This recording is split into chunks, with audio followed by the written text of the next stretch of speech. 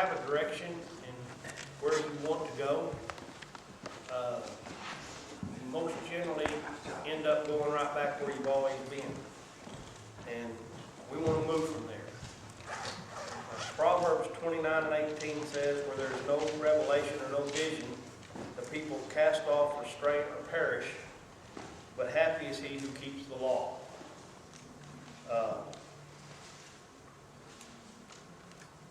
I'm a real big, in the 30-something years that I sold equipment, one of the things that I did every year was I had to make a goal. The companies I worked for, they always presented me with a goal of what they wanted me to accomplish. And I would look at it and just kind of toss it to the side because they always set goals that I felt were too low. I think a goal or a vision is something that pushes you and makes you stretch. It actually makes you put an effort in to accomplish it.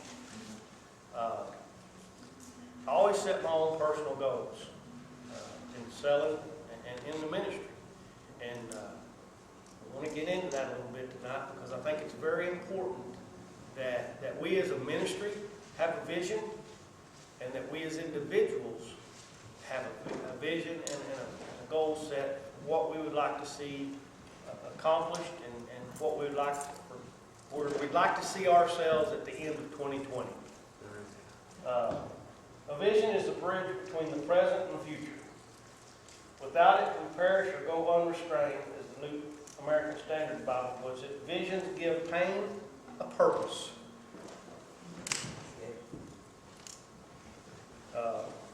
Those without vision spend their lives taking the path of least resistance as they try to avoid discomfort. The level of sacrifice that a vision requires will determine the size of people who follow. Sacrifice separates the small from the great.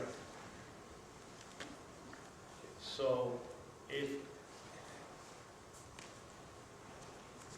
we can all set goals for our lives, and we can all set a place where we want to be, and if we're not careful, we'll do that in such a way that it's easily obtainable.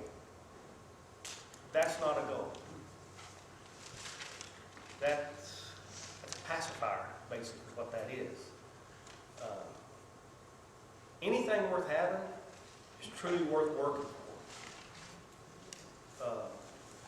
You can talk to the board members here at the Refuge, and they can tell you, we've all shared a vision over the last 4 years of where we wanted to see this ministry go, what we wanted to see this ministry accomplish. And had you have been sitting when we started talking about that, you would have thought, that ain't going to happen. You're a little church, around about 40, 50 people on Kipler Road in a storefront building, and the goals that you guys have set are just really unattainable. But I have to commend my board members because they have stuck by my side. And when I would tell them something that really stretched us or put us out where most people would call left field, they supported and got on board with it. And we watched God develop, and we're watching our vision start to mature. Now, at this point, what do? We make another vision. We get a bigger vision. We look for something bigger, better, and something that makes a bigger impact, not only on us as individuals, but on our ministry and on our community.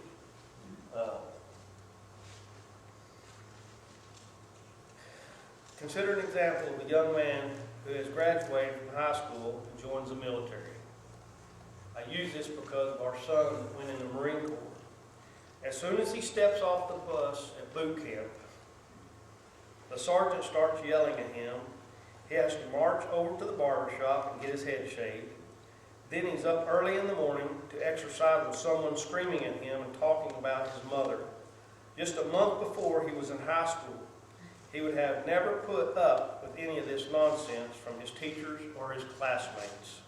But somehow, his whole mindset has changed. Why? He is enduring the cross, so to speak, Because of the joy on the other side of it, he realizes that boot camp is preparing him for a greater destiny. His vision of the future is giving his present physical discomfort meaning and purpose.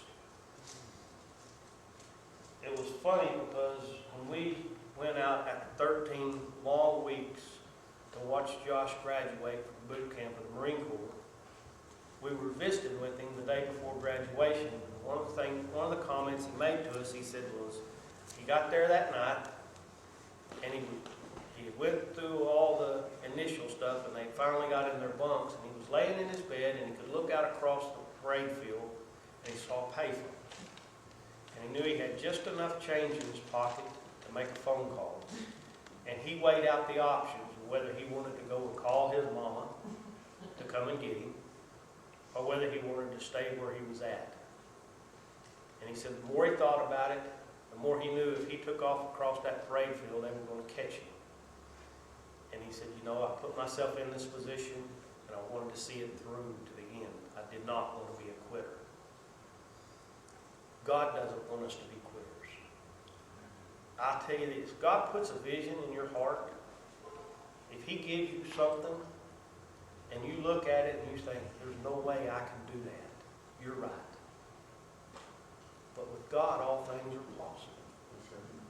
And if you'll quit looking at it from your viewpoint and start looking at it from God's viewpoint and say, you know what, God gave me this for a reason.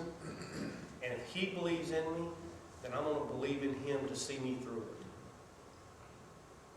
Does that make any sense at all? Yeah. We've got to get away from the mentality that we can only do what we know we're capable of doing. And we've got to step into the realm of spirituality that if God lays it on our heart or puts it in our mind as a vision for us, he's got a plan to see us through it and help us to conquer that. We've talked about this many times. So many people go through life and never understand the purpose of their trials. They don't understand their purpose in life. And we spend our days, I wrote most of this down, guys. We spend our days walking the crooked path, believing that every obstacle in the road is a problem and something to be avoided. I can relate to that. There's been a time in my life where I avoided confrontation, I avoided difficult tasks, I take the way of least resistance. Never paid off. It never paid off. If you don't face problems and circumstances head on with the faith that God's placed inside of you, and here's the thing, you say, well, I wished I had as much faith as Brother John, or I wished I had as much faith as Brother Brandon, or Sister Brandy, or Brother Jim, or Sister Trina. I got a great bit of news for you. God said to each, he's given a measure of faith. So you do have the faith that they have. You just have to learn to exercise it.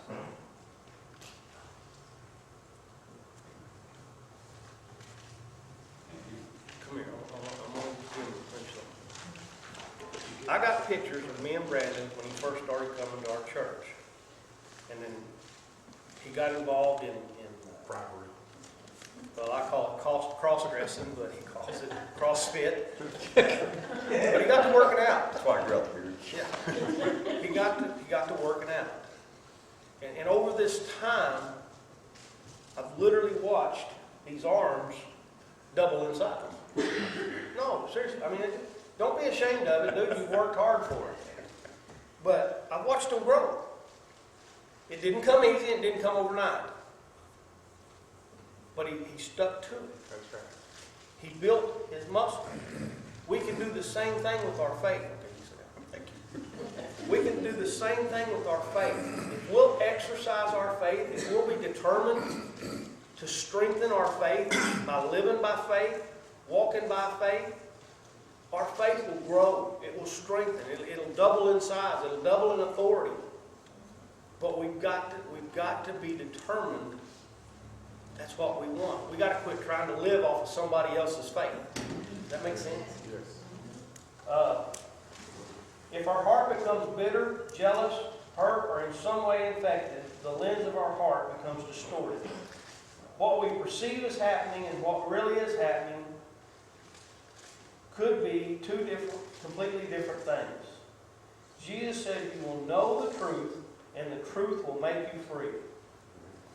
The word truth used here is not referring to the Bible itself, although all truth is rooted in the Bible. But here the word truth means reality. Jesus is saying, you will understand what is real and that will free you. So many of us live in a virtual reality. The way we live, the way we view life can feel and look real or make perfect sense, but still not be real at all. That was an eye-opener for me.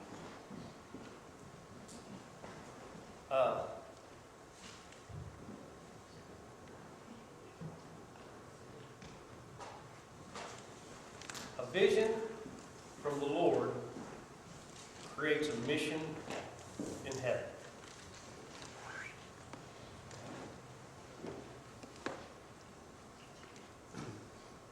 I'm going to let that settle there for just a minute. A vision from the Lord creates a mission in heaven. Because I just said a minute ago, we get a vision and one of the first things we'll sometimes think is, I can't do that. Or I'm not qualified to do that. That's where we lean on the ministering spirits, the angels that God has sent to us to help carry through. Yes, Brother Jim. Probably the best example that I have of it, if anybody's ever seen the author Blessed Story, Yep. God gave him a vision of taking the cross down and doing that. But before he could do that, he had 2 aneurysms. Yeah. And he was told, you'll die if you exert yourself. So he had a choice.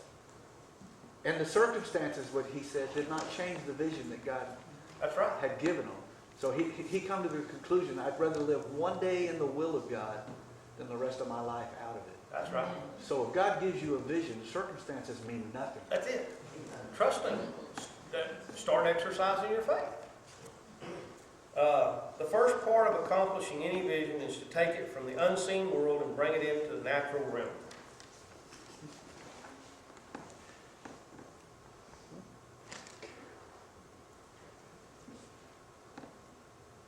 This can be accomplished by simply writing down your vision.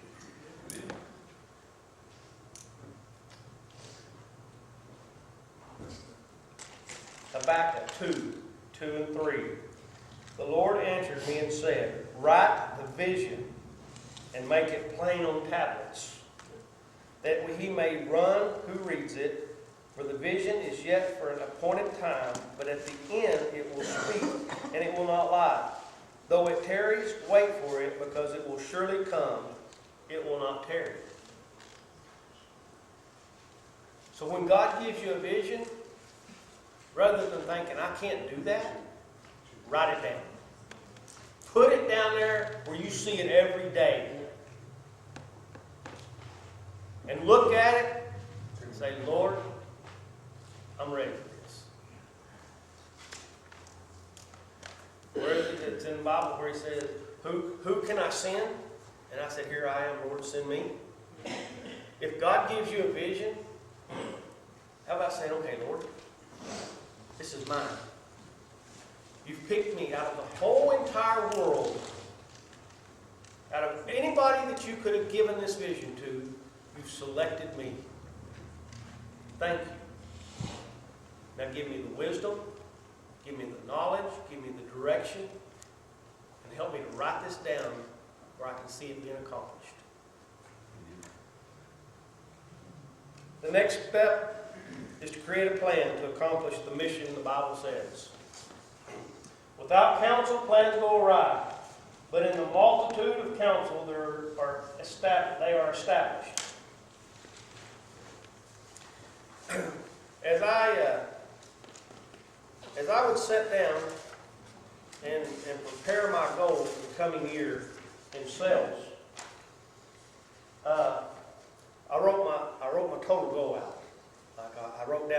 how much I wanted to sell for that year and what I wanted to accomplish in that matter. But then I look at it, and from January to December, that looks pretty impossible. It's never been done before. I hear people tell me, oh, that's never been done. And I looked at it, and you have to understand something. The area in which I work is a depressed area. The River Valley is a depressed construction area. It's just, you don't have people walking in like you do in Northwest Arkansas off the street to buy equipment. You literally go out, you hunt them, you find them, you try to persuade them to buy. But I would write my whole vision down, my whole goal. But then I would go back and I would break it down. I would break it into 2 months, where I wanted to be in 2 months, where I wanted to be in 6 months, where I wanted to be in 8 months. And I could measure my progress or my success of obtaining my whole goal by having goals, shorter goals to reach. If I didn't make my 2-month goal, I knew where I needed to work at in order to get caught up. At 6 months, if I hadn't obtained or if I had met my goal, I know I'm right on track, or I need to work a little harder. So when God gives us a vision, write it down. And then don't look at it and say, golly. Break it down into manageable time. We're talking coming up on 5 years of this ministry. And God gave Vicki a vision 5, 6, 7, 8, 9, 10, 12 years ago, that we would take over an established church, that it would have a steeple, and it would have a tower on it where lights shine out like a lighthouse. Now, we were in a building right over here on Broadway Square at the time. And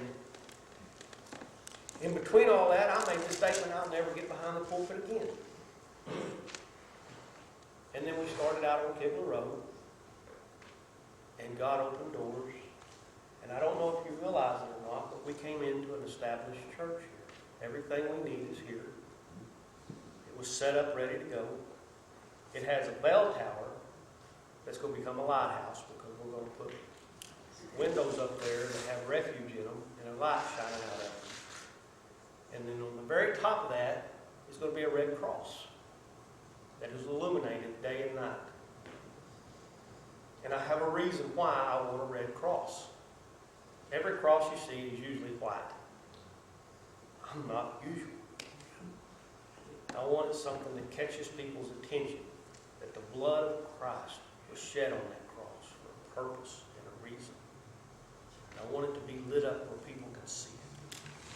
I want those lights to shine through there that say refuge, for people to know they've got a safe place to come and to feel the presence of God and to be loved.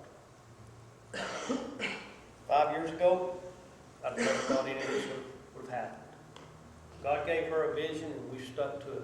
We wrote it down, we planned it out, and God it's taken almost 5 years. It took 3.5 years, and it's still in the process. But we're believing for God for the full thing. And He's going to give each of you guys, He doesn't just give visions to the pastor. He's going to give visions to each one of y'all. Maybe in smaller areas or different directions, but each vision is important to the ultimate big vision of what He has for this ministry. So if God's given you a vision, I challenge you, write it down.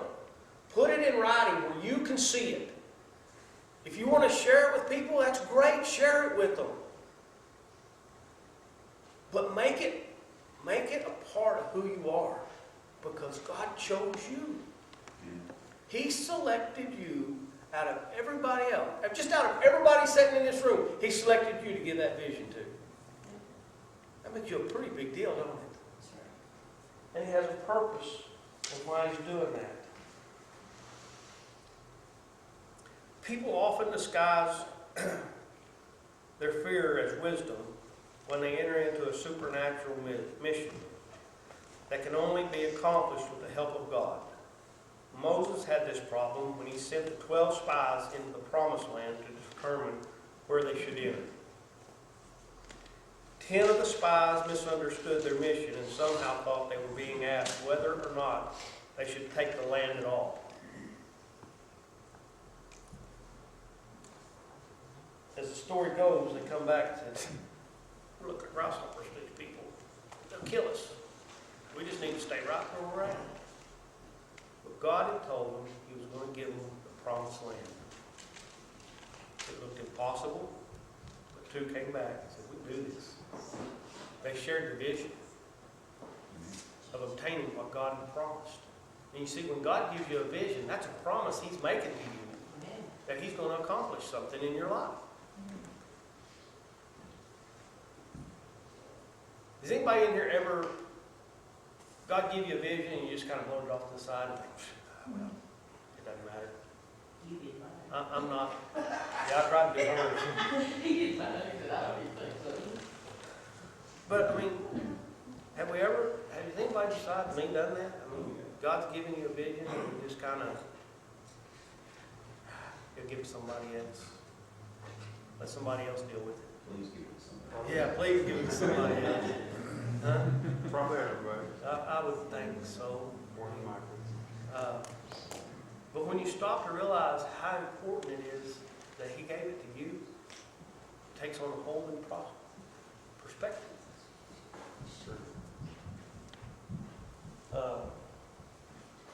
The top misunderstanding of the roles people are invited to play in the mission has caused the demise of so many would-be miracles, paralyzing the church of the living God. For years, the people of God have often settled for what they can accomplish by human effort and ability because we have allowed the opinion of faithless people to determine what we can achieve. Instead of being faithful or faith-filled to the vision we saw or the mountain, this is a perversion of the gospel of the kingdom. We should never settle for anything less than what God told us to do.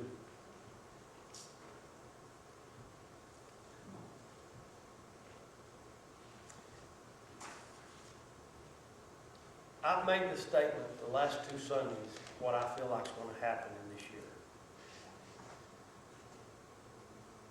And I've literally had a person or 2 in the ministry come up to me and say, "You don't really believe that's going to happen, do you?" Yes, I do. I think it's time we quit putting a limitation on God's ability. Yes.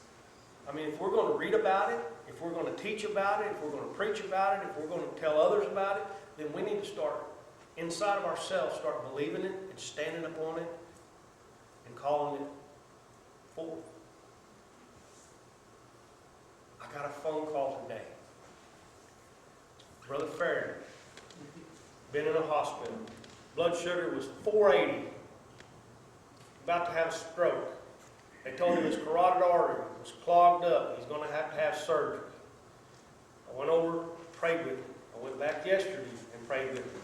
And I just told him, I said, "Brother Farron, I'm going to tell you right now, God is going to take care of your sugar. It's going to come right back. It's going to level out. It's going to be right where it's supposed to be."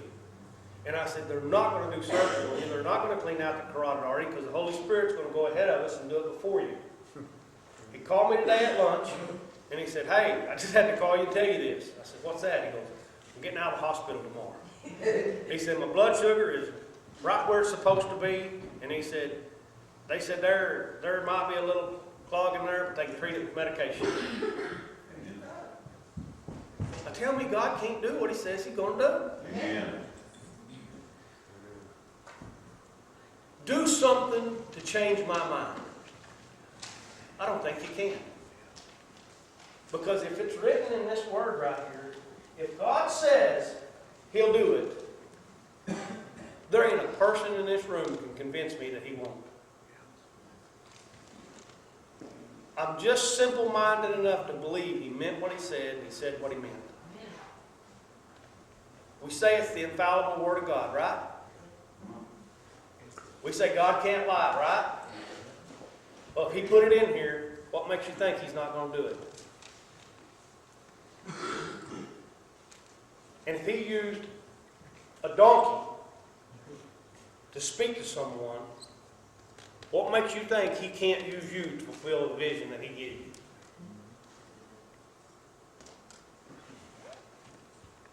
Is any, well, other than my wife who was raised in church her whole entire life and probably born under the pew.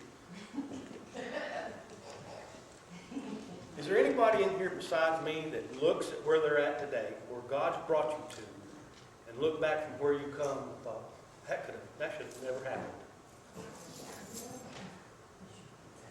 I mean, I literally run onto classmates that I've been out of school 40-something years now, and when they see that I'm pastoring, they say, "You a pastor?" Yeah. God's amazing, huh? See that. But I mean, really, seriously, 30 years ago, you couldn't have convinced me of this. To where God's brought me to today is amazing. And if he can do that, he's capable of doing anything he sets his mind to do.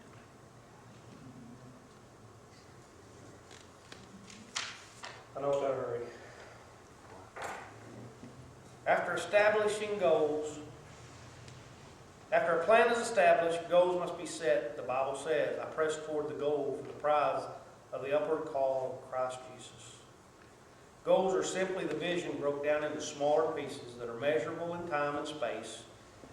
In other words, they are specific parts of the mission that we will accomplish by predetermined date. Proverbs 16:9 says, "A man's heart plans his way, but the Lord directs his steps." Psalms 37:23-34, "The steps of a good man are ordered by the Lord, and he delights in his way. Though he fall, he shall not be utterly cast down, for the Lord upholds him with his hand."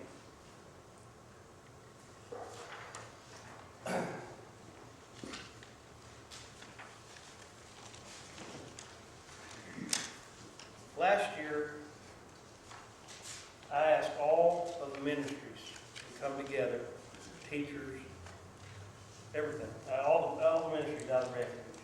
And I asked all the leaders to do one thing. I asked them to write a goal. Put down a vision and a goal where they hope to be by the end of the year. And to break it down so that we can measure their progress towards obtaining their goal. And I think we got one or two out of everybody turned back in. I'm not going to push it, and I'm not going to pressure people to do it. I'm not going to be a dictator to that nature. But how can you know where you're going to go if you don't have a roadmap? How can you have an anticipation of where you're wanting your part of the ministry to be if you don't have a direction on how to get there? I think it's really important that as we start this new year, we get a vision, we write it down, we break it down, and we make a direction on how we're going to accomplish what God's laid before us. You don't have to show me anything. You don't have to give me a copy of it. You don't even have to include me in it. That's fine. But if you don't do it for nobody else, I challenge you to do it for yourself. To watch how God can grow you and use you and make you, take you to levels you didn't really know you could get to. And this probably might not have made sense to nobody. And this might not have benefited a single person in here. But I felt like God laid it on my heart to share with you because I think it's something that's important. I think it's something that we need to grab a hold of.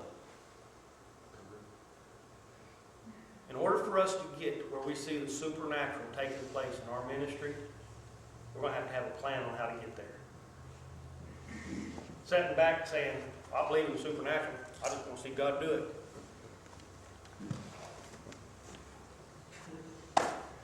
what we've always done. And we've not seen it. So there's gotta be something, there's gotta be a direction, there's gotta be a plan put in place to take us to the place where we're prepared, equipped and ready to see that manifestation of the supernatural take place in the ministry.